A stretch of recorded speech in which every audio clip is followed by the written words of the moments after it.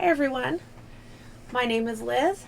I am a maker of all things kind of fiber related. So knitting, crocheting, felting, spinning, embroidery, sewing, quilting, all kinds of things. And today is August the 8th.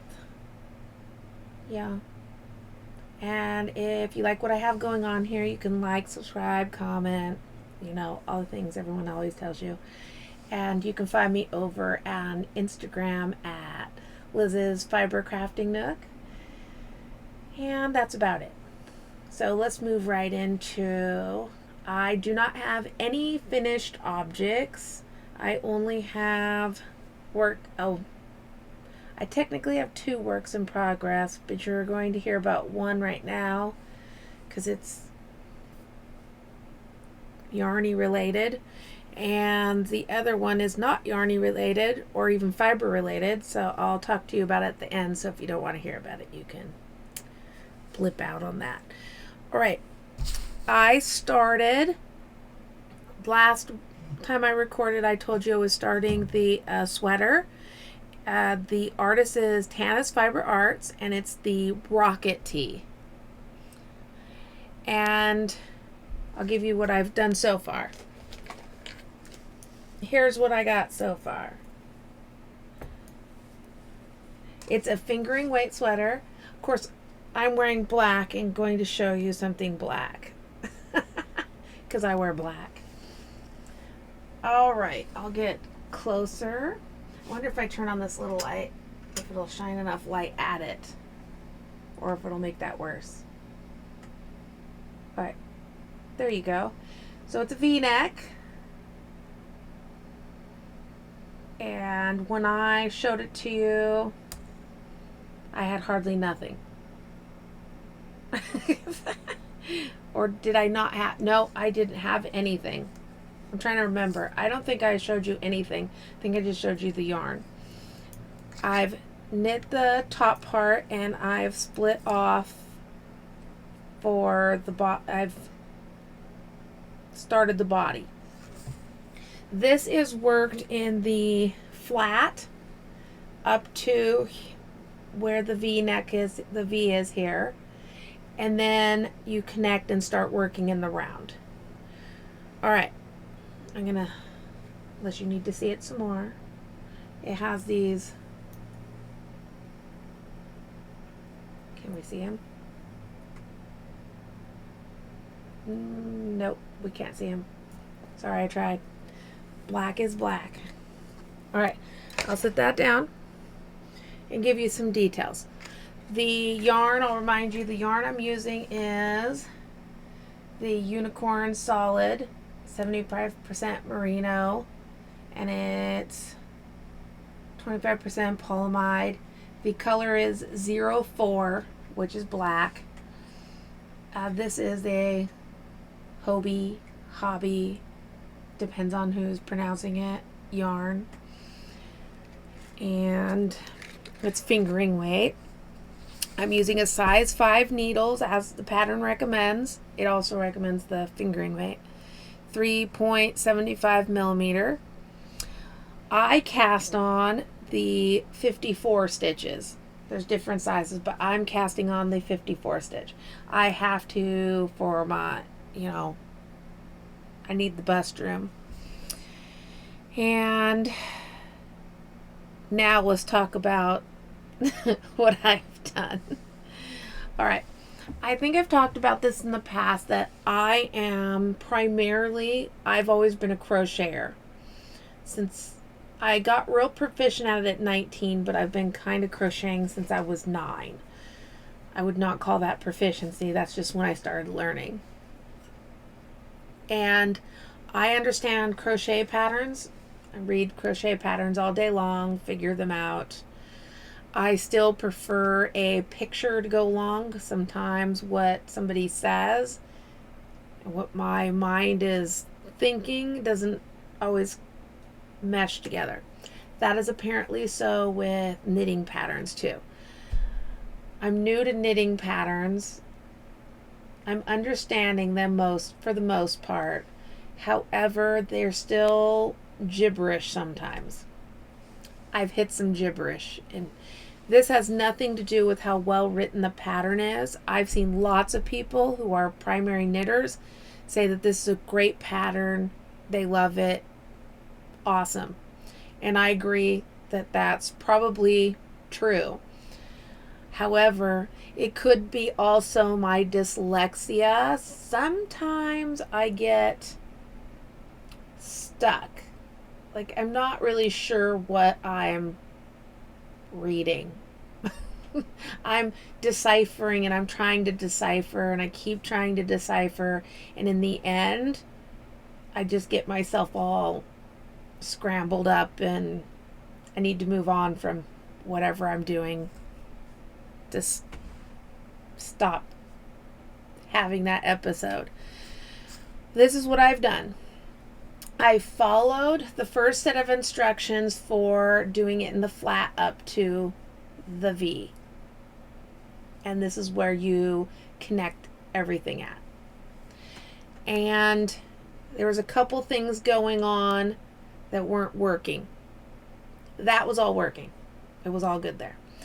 I got to the paragraph, a little paragraph that tells you how to connect in the round, where to place your markers. You got the wrong facing side and the right facing side.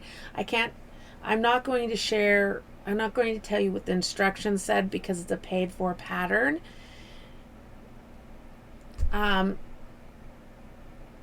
Meaning, unless I find somebody in person who can help and show me what it is talking about, I'm not going to share it here because buy the pattern. And I would recommend you buy the pattern. It wanted me to break the yarn after the flat, and it wanted me to reconnect somewhere else on the front side or the right facing side, and then it wanted me to replace the markers. I couldn't figure out where I was supposed to restart, where I was connecting. I mean, I understood where I was connecting in the round, that I was going to connect in the round, but I didn't understand which direction I was going to start going. It just didn't make sense to me. There was another part that was not working. I had put the flat over, so where it was going to connect, and I felt that the armholes were going to be just. I do not have skinny arms. I do not have like huge giant arms either, but I got arms. And I don't like shirts that feel like they're right up into my armpit. I like to have be a little relaxed in my armpit, which means also the sleeves will fit me right in my arms here. I opted to go off grid. I connected the front, and I did another 14 rows back and forth, and because I felt like it was going to do better for my bust area, I added at the ends of each row on the knit side, I did a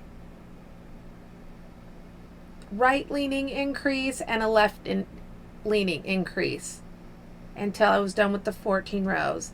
Then I picked up the back and I did the same thing, 14 rows. So it has kind of a round to the armpit and it meets at the armpit.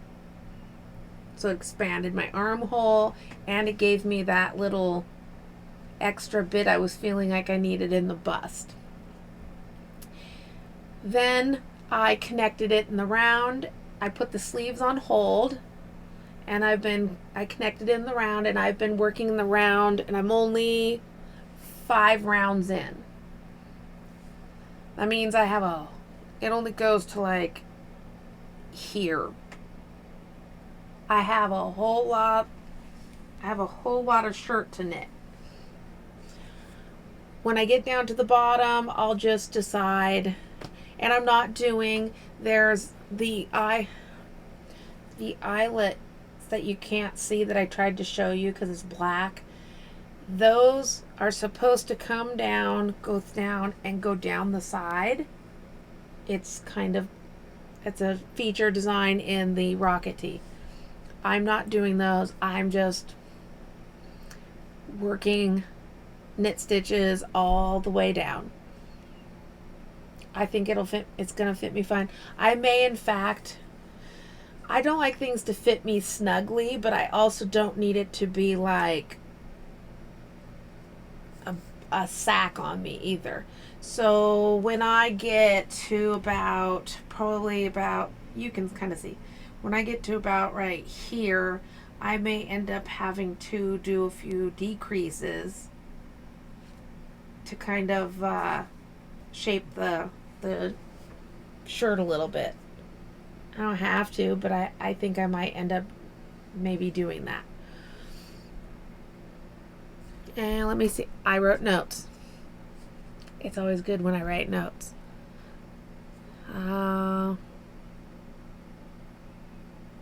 Yeah, so I just couldn't comprehend those set of instructions, and that is not anything against the pattern writer. I think it's a little bit of a combo of dyslexia, and I'm not a pro knit pattern reader. But since I understand construction of the garments, I was still able to I just rolled with it. It'll turn out good or it won't. The worst case scenario is I spent a lot of time knitting something, and what I take away from it is practice. Sometimes I just take away practice is what I take away from a project. All right, that is the only fibery related yarny work in progress I'm going to be working on. So my goal is just to continue to knit on that and knit like the wind. I can be honest, I have not spent the time to count all my stitches. I don't know how many I have on the needle, and I know people are afraid of fingering weight, but I like knitting in the fingering weight, and it doesn't bother me, or the black doesn't bother me either. I do have this fancy schmancy super bright light if I need, but I haven't been using it. All right, then I entered our local county fairs going on, and I always encourage people to enter things in their local fair, ribbons or no ribbons. They need things. If people stop entering, your fair dwindles, and then it's not much of a fair. If you can enter things, I would encourage you to do so. Our fair came a week earlier than usual, but it's here. And I entered the finished pair of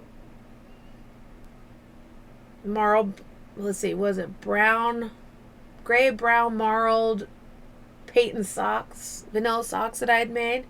If you want, you can go back and watch the last video. I don't have it here to show you. I entered those. I entered a little squirrel doll I've never shown you.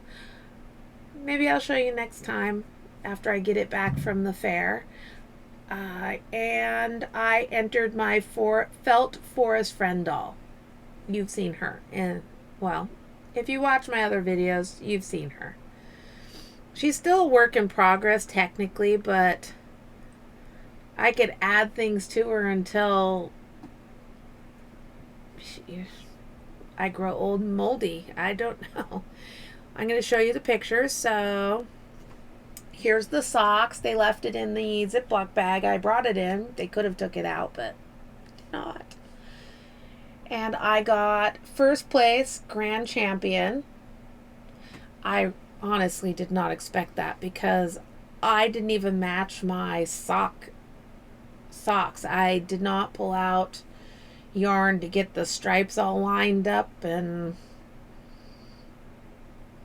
I felt like somebody else probably did a better job on something. But anyway, I did that. And then my little squirrel doll, my little crochet squirrel doll, I also got a grand champion on that. And then this, I'll tell you what went on with this one. My felted forest friend, she got a blue ribbon, so she got a first place ribbon. And there's a couple things going on here. The way things are judged, and this is why I say if you don't get ribbons, don't be upset. You're just entering it for fun so your family and your friends or people can enjoy looking at things, because we all go to fairs to browse around and look and just get ideas and what we might want to do, and that's fine. They did not have a felting section, even though there was felted projects, but they did not have a felting. So if they don't have a section for something, they just throw it in what I call the Mod Podge, like miscellaneous area. So your little felted project could be competing with there was this really awesome project. It was this huge, looked like a steampunk little city. I don't say, this thing was probably that wide, probably that tall, and it looked like, I don't know what those big walking stormtrooper things are. I like Star Wars, but I'm not like a Star Wars fanatic.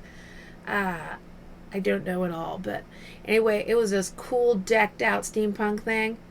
What I'm saying is, your little felted friend could be like competing with this really awesome, intricate metalworks thing. Or somebody had made this giant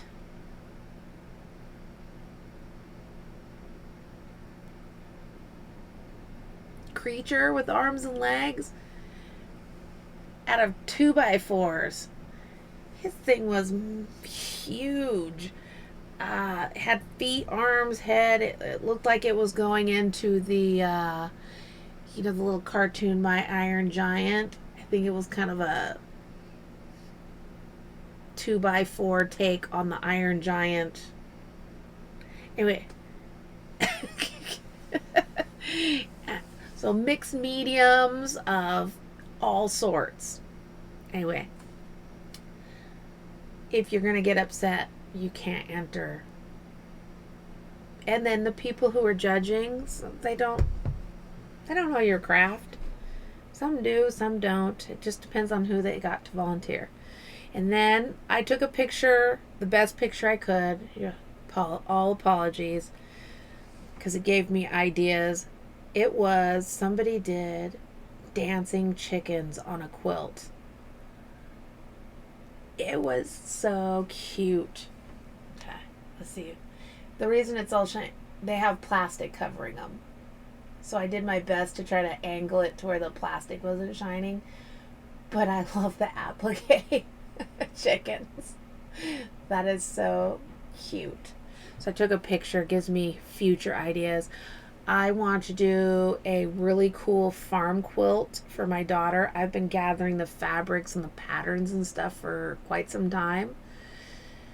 I want this to be at least queen size. And so that gave me an idea for some appliques to put on this farm quilt eventually, that I will do someday. All right, that was all about the fair. And there was, of course, animals and all the children and all the fun stuff. My kiddo got his cotton candy he looks forward to every year. Now I'm going to go into life. So if you're not interested in that, I've already yammered on already, but if you're not interested in that, you can go ahead and peel out, or if you're already peeled out. My second work in progress that has nothing to do with fiber, unless you count the sheep's wool that I put in the mud that I put on the walls. I am working on my shop.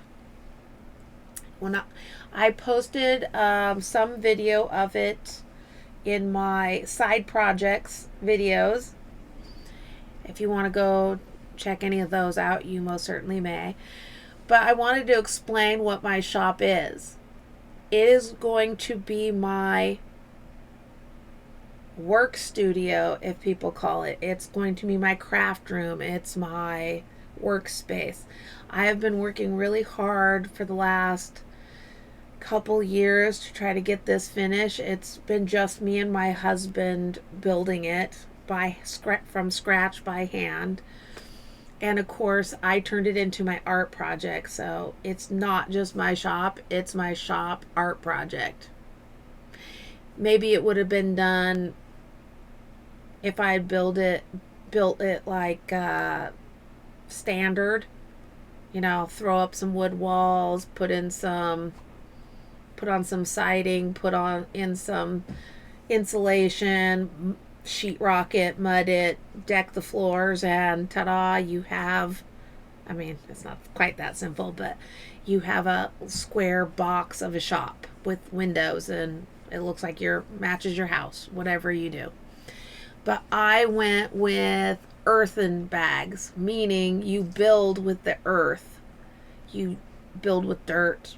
You make fill bags and you stack them like bricks, and I'm not going to explain it super well to you. I could maybe do it in a side project video, but not here. And then you use the earth to create the mud to cover the walls, and then you'll seal the walls when they're done. And we had a massive delay because a neighbor flooded my shop and ruined an entire wall, and we had to basically rebuild a wall and dry it out and fix it. So that has extended a project that should have been done a long time ago into, I'm still working on it currently. However, I've been mudding the wall, and in the mud I've been creating little designs because I'm kind of a pottery person, and I'll take any opportunity to sculpt and do things that entertain me and bring me joy. And this month, I'm pushing for this month to get the power electric work going in the shop so that I have proper lighting to work by, plug outlets to work with. But what needs to be finished in this so I can actually use it is, it needs the flooring installed, it needs the walls to be finished mudding and sealed, and it needs the power to be put in. And then I can start using my shop. I can move my quilting rack, which is 10 foot long. In this tiny house, the only room that can hold the 10-foot quilting rack is the living room, and then it leaves hardly any room to walk around. My shop, I'll be able to set up my 10-foot quilting rack and leave it set up and use it, and nobody's walking around it but me. No one's touching my stuff, no dog hair and things. It'll be my personal space where I have a fiber closet where I set up I'm planning on setting up all of my sewing material, my fabrics, my yarns, all of that stuff, so that I can just walk in, turn on the light, and be like, there is my stuff. I can see it. I can grab whatever I need, bring it out into my open space. My sewing machines are all set up, ready to roll, and there's no digging things out, setting it up, putting it back away. It is my space that no one is touching, and I've been working really hard for that for a long time. I want to be in it before winter hits and get my sewing machine desk. I might even be recording my videos out there. Probably.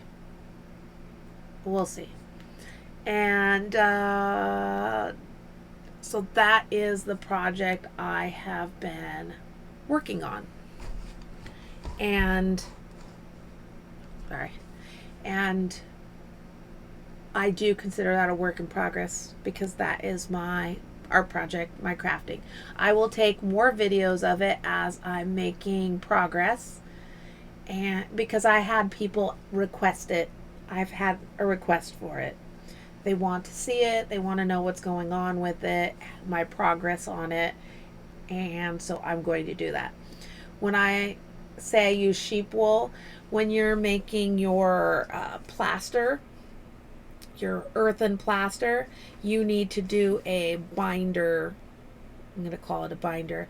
Lots of people use straw and things like that. I use sheep wool, and it came off of my sheep Gertrude and Paisley. So they're with me, and even though they're no longer with me, and I use those fibers for in my wall versus the straw. And that's all I've been working on for that. And since I want to be done by this fall so I can use it, I really need to push to every day be doing something in the shop. And I work in there in the daytime. In fact, when I'm done here, I'm probably going to go out there and work. And my husband's been helping me. He's been mixing up the mud mixture, and then I've been applying it to the wall. You have to wait for things to dry. Things take time. There's the first coat, and then there's the second coat, and it's just like painting and repairing and remodeling your house. Yeah, so there's that. And my knitting, because it's so lightweight. I mean, look at this. It's just it's nothing. I just put it in a baggie and bring it with me if I have to travel in the car, and I'm able to work on that. So my goal is working on my shop all the time, working. And I'm working on the sweater. So I may or may not be able to record next week, but I will probably be posting a side project video. Those ones are a little easier for me to post because they're quick blurps of flowers in my garden, or quick blurps of my shop that I'm already in, or random. They're basically my random works going on. Anyway, so you guys have a great week or two, and I will talk to you later. And that's about it. See ya.